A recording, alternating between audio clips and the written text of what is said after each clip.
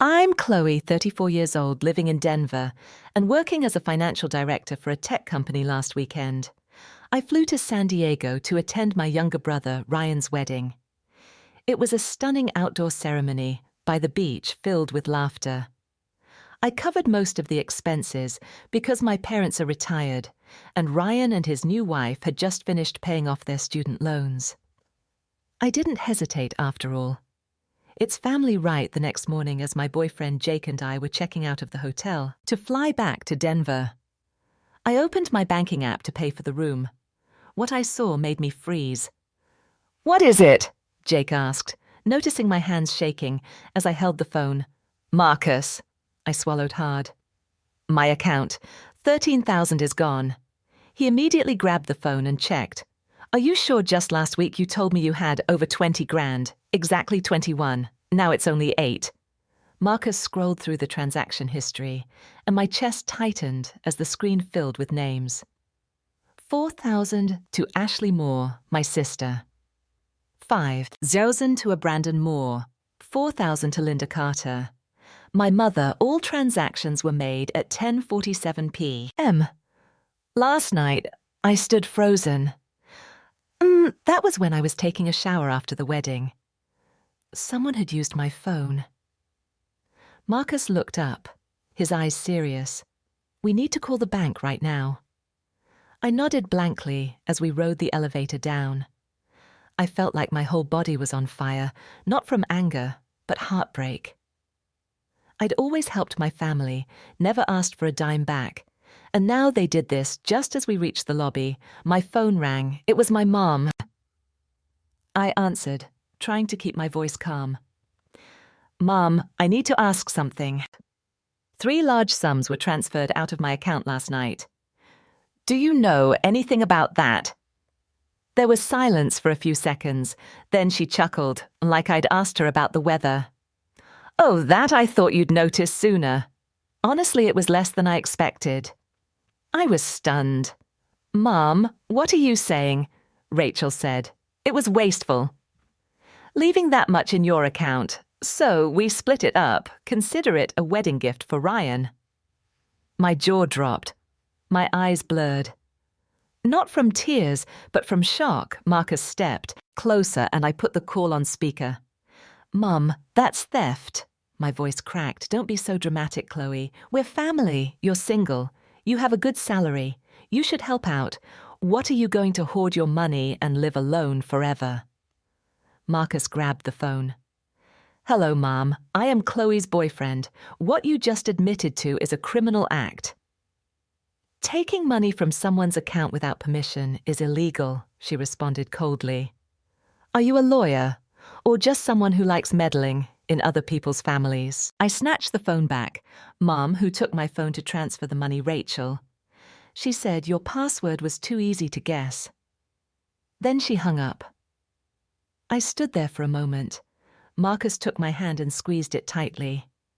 "We're not letting this go." I nodded, heart torn between pain and fury. I had trusted them.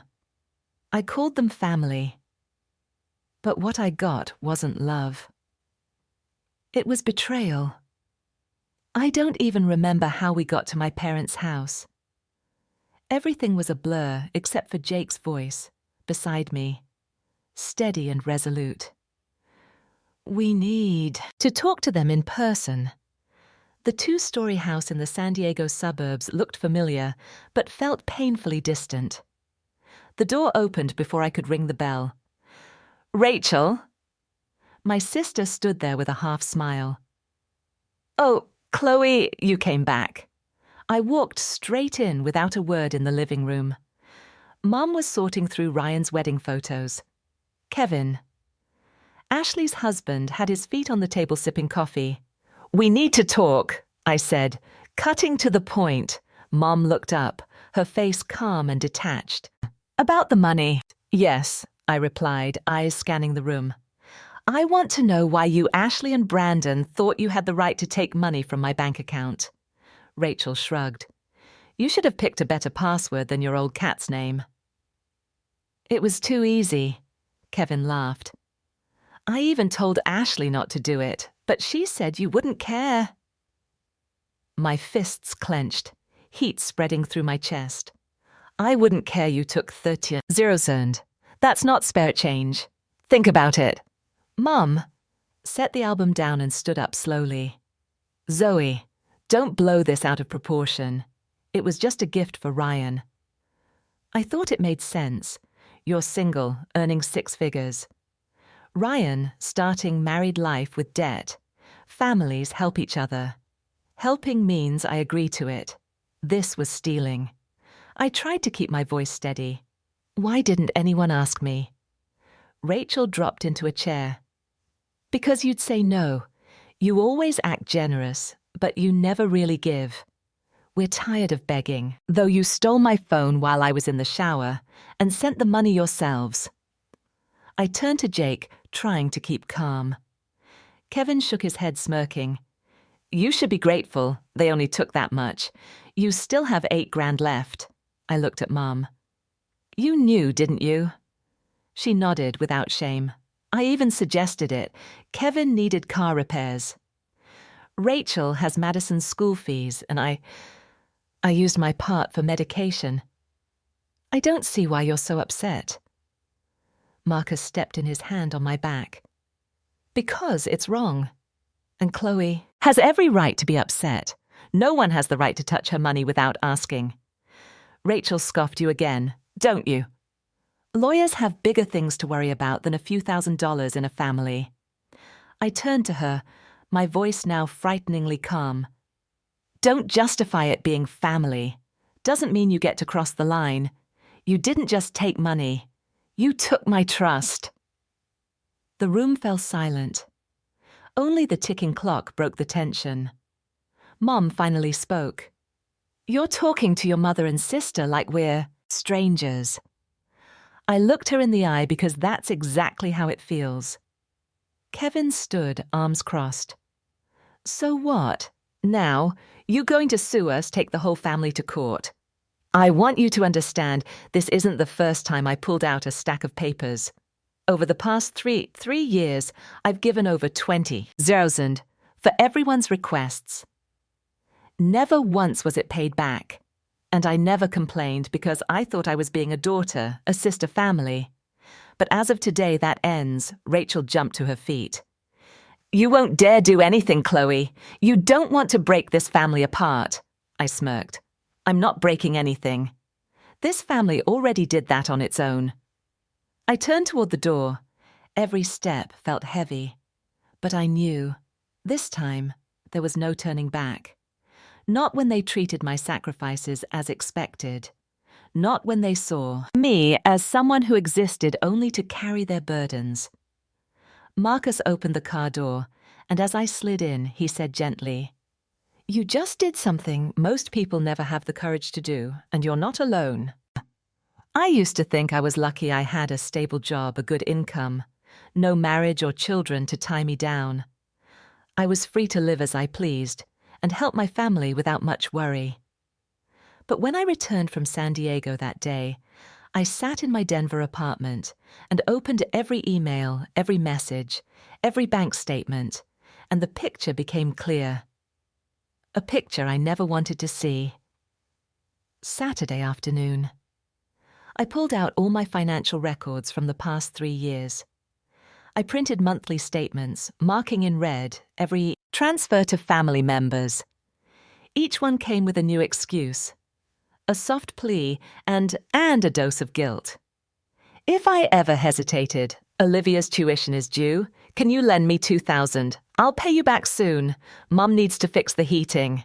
It's cold this winter. You don't want her getting sick, right? My car broke down on the highway. Can you spot me $1,000? I'll pay you back tomorrow. No one ever paid me back. No one ever asked if I was okay. I added it all up, nearly 26,000, a number that made my chest tighten. And then there were birthday gifts, Christmas gifts, dinners for the whole family. Madison's graduation party. Roof repairs for Mum. The list felt endless. Marcus walked into the living room and saw me buried in papers. Have you eaten anything? I shook my head. Not hungry, look at this. I've been taken advantage of year after. He sat beside me quietly, reading through my notes. This wasn't just borrowing, it was a plan. I nodded back. Then I thought it was love. But every time I hesitated, they said the same things. We're family, or worse. You're so selfish. It's not like you're struggling. I remembered the time Ashley called me in the middle of my shift, sobbing that Madison had broken her arm. The hospital needs $400 upfront, and I don't have it, please, Chloe. I transferred the money immediately. I found out later. Insurance had covered everything. Rachel used the money to place a deposit on a new phone for Brandon. I used to blame myself for being too soft, but now I was angry that I'd been emotionally manipulated for so long without realizing it. Marcus put a hand on my shoulder. Have you thought about taking action? I was silent long enough that he thought I wasn't going to respond. Then I said slowly, if a stranger stole 30... Nick hasn't had. So from my account, I'd report it to the police. So why should I stay quiet just because it was family? You shouldn't. They had no right. But if I report it, I'll lose them forever. Marcus looked at me, gentle but firm. You never had them. Not really. They only had you when they needed money. I turned to him. If this happened to you, would you report it? I wouldn't just report it. I'd follow through, not for revenge, but for justice, and to make sure it never happens again. That stayed with me all night. I didn't sleep. I reopened every message from Ashley, from Mom, from Brandon. Each line coded in the sweet tone of control, Zoe. If you don't help, I don't know what I'll do. You know, Mom's pension isn't much. I know you're busy, but family is... Family, are you really going to ignore this? It's just a loan, not like we're keeping it. But in the end, they did keep it. Not just the money, but my trust. I sat up, opened my laptop, and began drafting a detailed document, listing every support payment over the past 3 years I saved. It under the file name, The Truth. I didn't know yet who I'd send it to or how I'd use it, but I knew one thing: I couldn't let this keep happening. No one deserves to live in a cycle of exploitation, masked as family. And I, Chloe, their endless wallet, wouldn't be that person anymore. The next morning, as sunlight poured through the living room window, Jake was already at the dining table, laptop open beside a thick file of documents. You're up, he said as I stepped out, my eyes still swollen from a restless night. I called an old colleague. She works at a law office that handles financial crimes. I sat down, gripping my coffee mug. And what did they say? This falls under familial financial exploitation. You can press charges if you gather enough evidence. I stayed silent for a moment, outside traffic, hummed steadily, but inside I felt a storm. I never imagined I'd have to go against my own family, not in an argument, but in a legal case. Are you sure about this? Jake, this is my family. He nodded, eyes locked on mine. That's exactly why it's worse. They knew you trusted them and they abused it. I took a deep breath. So where do we start? Marcus slid the folder toward me. I compiled all your transactions over the past 3 years. These are the bank statements. Here are the texts, emails. Every time they asked for money, I marked each entry with dates and amounts. I flipped through the pages, feeling like I was reading the history of my own unraveling. Every number, every message I'm short on. Rent, Mom needs meds. Help me this one last time. Cut deeper than the last. Over 26,000, Chloe. Jake said softly. 13 of that was unauthorized, including what they transferred from your phone at the hotel. I nodded, whispering enough that afternoon we went to the Colorado office for financial crime investigation. The officer who met with us was a woman in her 40s, hair neatly pinned, wearing a name tag, Tina Hargrove Family. Financial Crimes Unit. Miss Chloe Bennett, she asked, scanning my report. I'll need you to walk me through everything from the beginning. It took me nearly an hour to recount it all from Ryan's wedding, to the morning I discovered the missing money, to confronting my family. Lisa took notes silently, only nodding or asking brief pointed questions. Do you have evidence? She asked finally. Jake opened his briefcase, handing over the file. It's all here. Bank transfers, text messages, even an audio recording from the confrontation at Linda Dunn's house. Chloe's mother, Tina, flipped through the pages, her expression unreadable, but her eyes sharpened. This isn't uncommon, she said at last. What is uncommon is someone speaking up, especially when the offenders are relatives. I clenched my hands.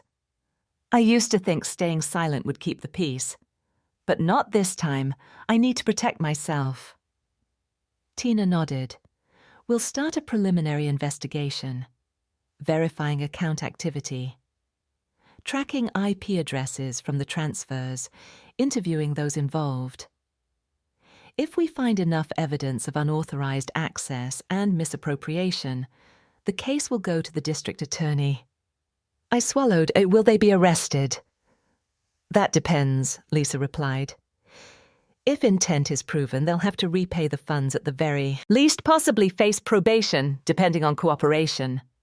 Marcus squeezed my hand under the table. On the way home, I still felt shaken, like I'd signed a declaration of war. Not against strangers, but blood. That night, I received the first message from my mum. Chloe, I heard you're suing the whole family. What's going on? Call me, I stared at the screen. I didn't reply. I wasn't the obedient daughter anymore, the one who sacrificed without complaint. This time I'd let the law speak for me and I wouldn't look back. The first message came at 6:13 the next morning, while I was still tossing in bed. Mom, Chloe, what are you doing? Did you really report this? 10 minutes later. My phone buzzed, non-stop messages from Ashley. Mom, even Brandon, all echoing the same themes. Blame guilt. Accusation Rachel. Are you out of your mind? You're sending your whole family to jail. Over a few thousand, Kevin. You're unbelievably selfish. Olivia and Aiden will be affected. Don't you care about the kids, Mom? I raised you and now you're turning your back on the whole family. Do you even have a heart? I sat up, heart pounding, not a single apology, not even a hint of remorse. Just anger and manipulation. Marcus walked in with a cup of hot tea. He glanced at my phone, lighting up non-stop, and sighed. Setting the cup on the table. Still blaming you, huh? He asked in a low voice. I nodded and handed him the phone. It feels like I just betrayed the whole family. But they're the ones who betrayed me, right? Marcus didn't answer right away. He just sat beside me, took my hand and said, They're not mad because you did something wrong. They're mad because for the first time you didn't let them use you. That line tore through the fog in my mind that afternoon. Mum called. I hesitated for a few seconds, then answered because I needed to face this. Zoe, her voice rang out sharp and wounded. You've disappointed me. What will people think? Are you trying to shame your whole family? Mum, they took my money without asking. They did it behind my back. You think that's normal, she scoffed. You have more than enough with your salary. $1,000 is nothing, and now you're using that to humiliate your own blood. I swallowed hard, keeping my voice steady. No one has the right to take from someone just because they think that person can handle it. They didn't ask, they didn't request, they took. You're pushing yourself out of this family, Mom said quietly. You made your choice. Don't blame me when you end up alone. I closed my eyes. No one's pushing me. Mom, everyone made their choice. When they did this, I'm just setting boundaries. The line went dead after a heavy sigh. An hour later, I got an email from Ashley.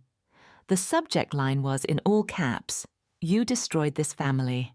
The content was a string of accusations that I was full of myself because of money disrespecting relatives and shameless for dragging the family into court. I read it all, every word, and not a single tear fell. Marcus saw me sitting silently at my computer and gently asked, "You okay?" I nodded. "I'm just thinking, how many years did it take me to realize their love only existed when I paid for it?" He squeezed my shoulder. "You're not alone. You have me, and there will be others. People who love you for who you are." That night I wrote a journal entry. I wrote, "They say I destroyed the family, but a real family isn't built on exploitation and manipulation. I didn't destroy anything. I just refused to be a victim anymore." 3 days later, I received an email from the family's lawyer. Someone Brandon knew. They asked me to withdraw my complaint and resolve things internally to avoid emotional harm. To the children, I replied with a single line. "I'll let the law decide what's right or wrong. Children should be taught that fraud is not excused by blood." Marcus read my response and smiled. "Zoe, you're doing the right thing, and you're stronger than ever." I nodded, still trembling inside. But it was the kind of trembling that comes when you finally step out of the shadows with no intention of going back one grisly afternoon after a meeting with the financial crimes attorney. The doorbell rang through the glass.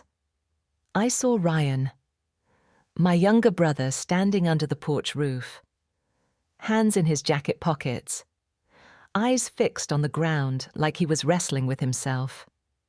It opened the door, Jason. He looked up, eyes uncertain but sincere. "Can I talk to you for a few minutes?" I nodded silently, avoiding his eyes as I let him in. The air was thick with tension. Jason hadn't texted or called all week. I knew he was torn between his old family and the truth. "You doing okay?" he asked softly, his gaze landing on the dining table where my financial documents were still spread out. "Getting by," I replied. "And you know what's going on, right?" He sat down, hands clenched. I know everything. I just didn't know what to do. I looked straight into the eyes of the boy I used to carry on my hip. "So why are you here, Ryan?" He took a deep breath and spoke slowly. "I don't know if you'll believe me, but I didn't know they were going to do that. That night, I never thought Ashley would actually take your phone and transfer the money. I stayed silent. Part of me wanted to believe him, but another part still bore the scars of his blind loyalty in the past, and I know this isn't the first time." Ryan continued, eyes reining over the past few years. "I overheard Ashley and Brandon talking about how to borrow from you without making you upset. I even saw Mum keeping a list of holidays to decide what to ask from you next. My hands tightened. My heart felt crushed, and you stayed silent all this time because I was a coward," Jason whispered, head bowed. I was scared that if I spoke up they'd turn on me. I just started a family. I didn't want to be cast out. I swallowed, forcing down the tremble in my voice. "And now I get it," he said, eyes glistening. "They didn't just take your money. They took your trust. They took the kindness you gave to all of us." I was speechless. "You know," Ryan said, "after you filed the complaint, Mom told me to keep my mouth shut. She said if I got called to court, I should say I didn't know anything, but I can't do that. Not to you, not to my conscience." I looked up at my little brother, the one who had disappointed me the most. And now he was standing there so brave, it made me want to cry. "I'll testify," Ryan said firmly. "I'll tell the court they planned this, that it wasn't the first time I'll tell the truth." I reached out and took his hand. "Are you sure you know this will make them turn their backs on you?" I know Ryan nodded. "But if I have to choose, I choose truth. I choose you." On the day of the preliminary hearing, Ryan wore a dark suit and stood tall in the witness box. The courtroom was silent as he spoke about the times he heard Mum planning how to ask Chloe for money. Cleverly, the texts he saw between Ashley and Brandon, the whispered conversations behind my back that he'd overheard but never dared to confront when Ryan said, "I stayed silent because I was scared, but I can't stay silent anymore." I saw a spark of conviction in Lisa's eyes. The lead investigator, my attorney, gave a small nod. I could feel the momentum shifting. Rachel and Brandon sat across the room. Pale-faced Mom kept her head down, unable to meet Ryan's eyes. But my brother stood firm for the first time like a real man. When the hearing ended, I walked out into the hallway where Ryan stood alone. "You okay?" I asked quietly. He nodded. "I lost my family today." I gripped his hand. "No, you still have me. And for the first time in my life, I'm proud of you." The hearing took place on a gloomy Monday morning, just after a night of rain. I sat in the courtroom feeling hollow. My eyes fixed on the wooden plaque that read, Jefferson County.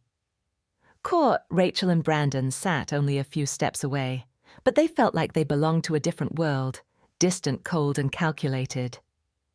They didn't bow their heads in remorse. Rachel sat upright, lips pressed tight, while Brandon remained composed, as if he were at a board meeting. Mom didn't show up. She claimed health issues and submitted a formal excuse for her absence. Marcus squeezed my hand under the table. "They're going to be held accountable, Chloe." "You've done everything right," I nodded, though my throat felt tight when the judge entered the courtroom. Fell silent. It was Judge Deborah Scott, a woman in her 60s, eyes sharp as blades, her voice calm but commanding. "Today we are hearing case number 11, 827B. E involving charges of unauthorized access and misappropriation of personal assets by defendants. Ashley Moore and Brandon Moore, my attorney, laid out everything, the transaction records, text messages. Ryan's testimony and banking evidence. Rachel's lawyer argued, financial stress, no harmful intent. And a desire to resolve this privately within the family. Judge Higgins listened without a single expression, never interrupting when it was my turn to speak. I stood up, heart pounding like a drum, but my voice was steadier than I expected. "I don't want to be here. I never imagined a day would come when I'd have to take my sister and brother-in-law to court, but they accessed my bank account without permission. Transferred money. And when confronted, offered no apology. Instead, they blamed me and called me a traitor. I'm not here for the money. I'm here to say that trust is not something that can be taken and then dismissed with the excuse, we're family." The room stayed silent. I noticed the judge's gaze softened slightly. Marcus gently squeezed my hand again, at the end. After over an hour of deliberation, Judge Higgins returned to the bench. Past reviewing the full evidence, testimony, and circumstances of the case. The court finds defendants, Ashley Moore and Brandon Moore, guilty of unauthorized access and misappropriation of personal assets. Given this is a first-time offense, and the defendants have young children, the court rules as follows. First, the P. Defendants are sentenced to 3 years of probation with behavioral monitoring, and no further offenses allowed. During this period, second, they are ordered to repay the stolen amount of $12,000 and an additional $5,000 in emotional damages to the plaintiff. Third, a restraining order is hereby issued against the defendants, barring any form of contact with the plaintiff. Miss Chloe Bennett for 5 years. This includes in person, phone, text, social media, or through any third party. Lastly, all court fees are to be covered by the defendants. I sat still, heart frozen. Not from joy, but from shock. I thought I'd feel vindicated, but all I felt was a cold wave spreading down my spine. Rachel didn't move. Kevin turned to their lawyer. His face pale. Jason got up, came to my side and rested a hand on my shoulder. "You did it," I looked at my brother, then at Jake. I didn't know if it was victory, but at least I had protected myself. When we stepped outside the courtroom, the sun had broken through the raindrops, still clinging to the steps, sparkled under the pale golden light. Marcus opened the car door. "Do you want to go anywhere?" I shook my head. "I just want to go home. I'm tired." On the drive back, my phone rang. An unknown number. I didn't answer. A message appeared, right after. "You think you've won. We're not going to kneel." I didn't need to read the sender's name to know who it was. I powered off my phone, looked out the window. The trees rushed by. I wasn't afraid anymore. The first message I received came from Ryan. 3 weeks after the hearing. "Zoe, I thought you should know Kevin just got fired." I froze in the kitchen, steam rising from the tea in my hand. Jason explained that Brandon's company, a regional finance firm, had terminated his contract immediately after the court ruling appeared in their internal database. Charges of personal asset theft and unauthorized access weren't just a breach of trust. They violated the company's strict internal policies, but it didn't end there. 2 days later, my attorney informed me under the civil enforcement order, Ashley and Brandon's bank accounts were officially frozen for restitution collection. All income sources, including joint, savings were locked in the weeks that followed. Jake relayed more news. The bank had begun foreclosure proceedings on the house. Ashley and Brandon lived in. They'd missed 2 consecutive payments. Ellie and I made our way to the porch.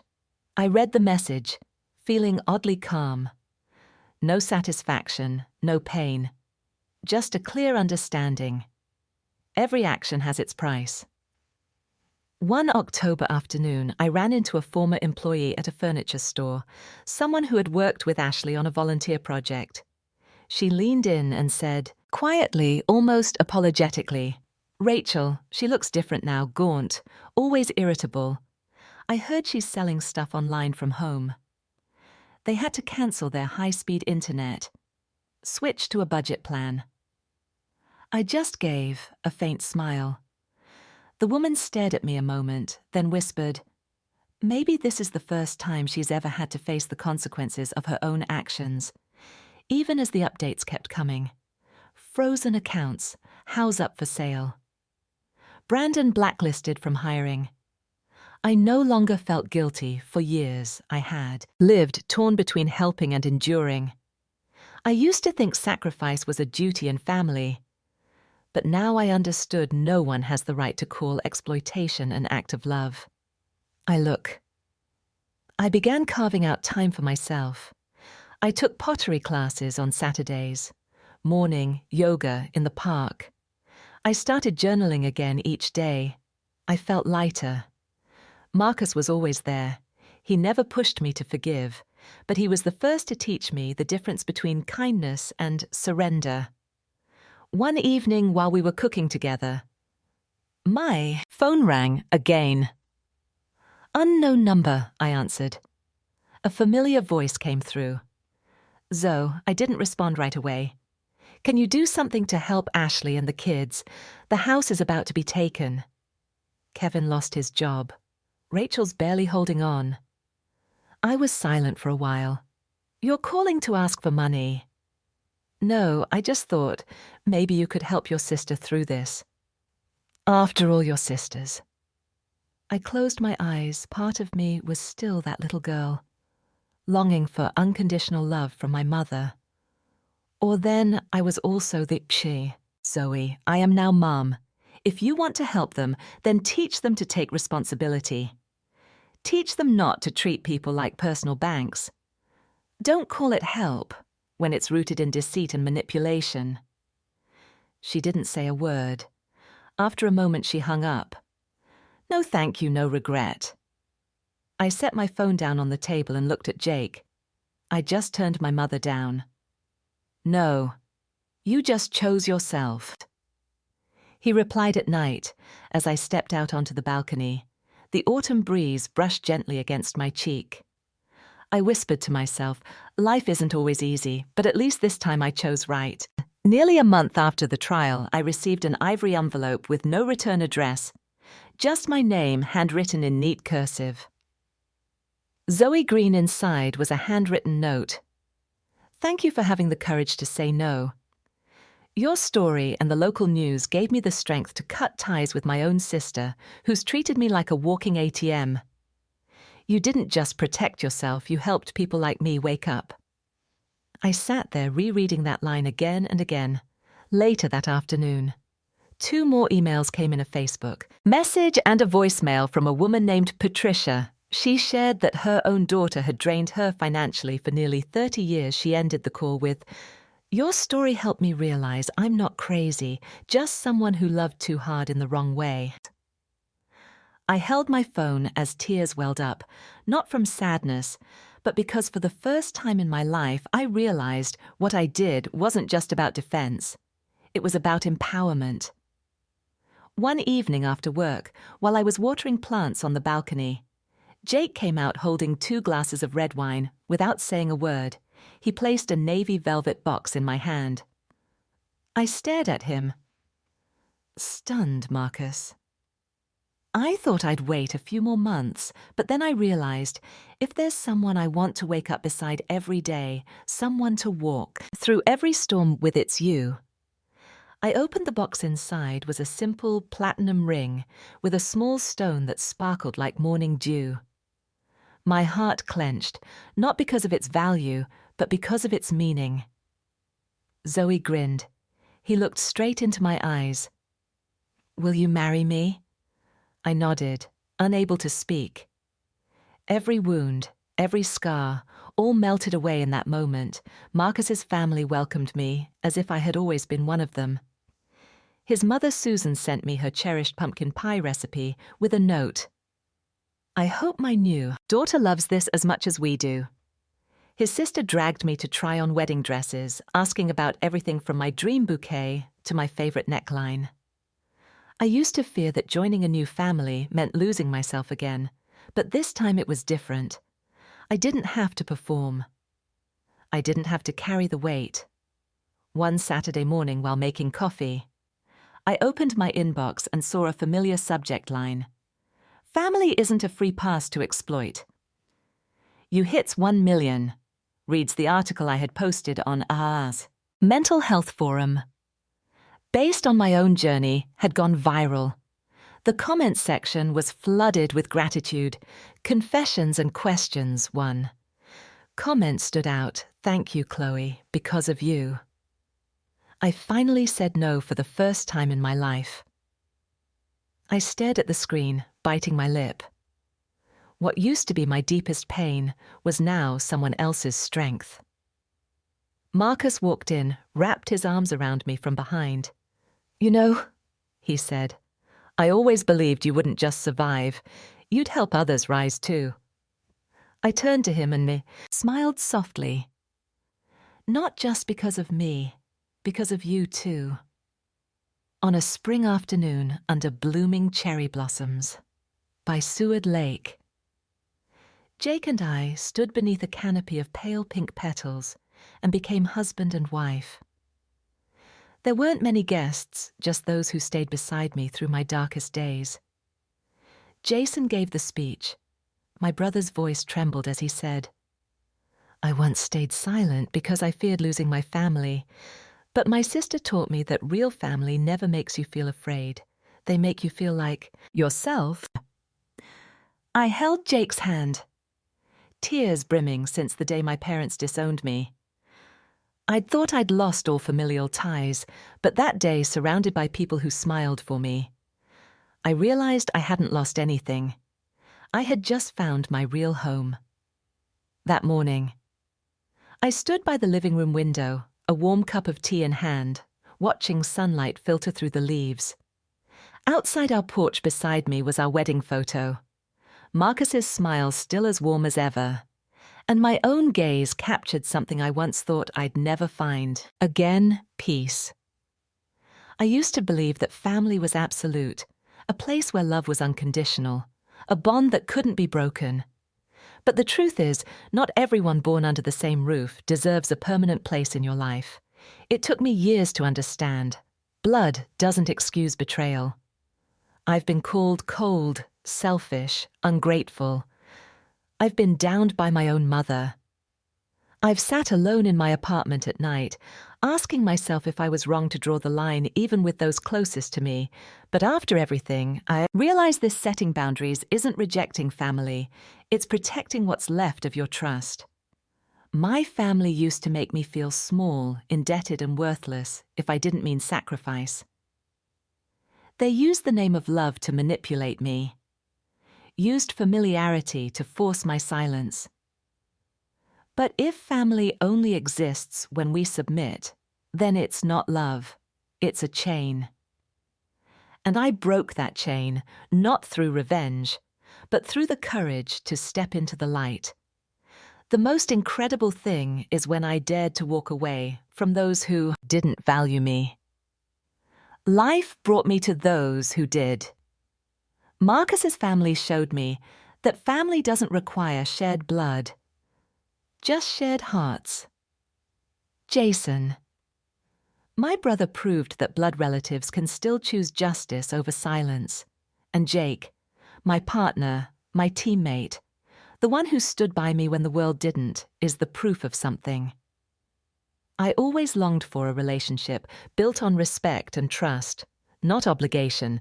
Lately, I've been writing a small column for a community psychology magazine, sharing personal experiences about escaping toxic family dynamics. The first piece was titled, "I Set Boundaries." And I'm not sorry for it. Within 3 days, hundreds of comments poured in, many shared. How they had spent their lives trying to please their parents or siblings, only to be left drained and unheard. One person wrote, "Thank you, Chloe, because of you. I finally stopped sending that expected monthly deposit to my mum, even though she now calls me ungrateful." I understand that pain. And I understand the relief that comes when you stop twisting yourself just to be accepted. I don't write to attack anyone. I write to remind people.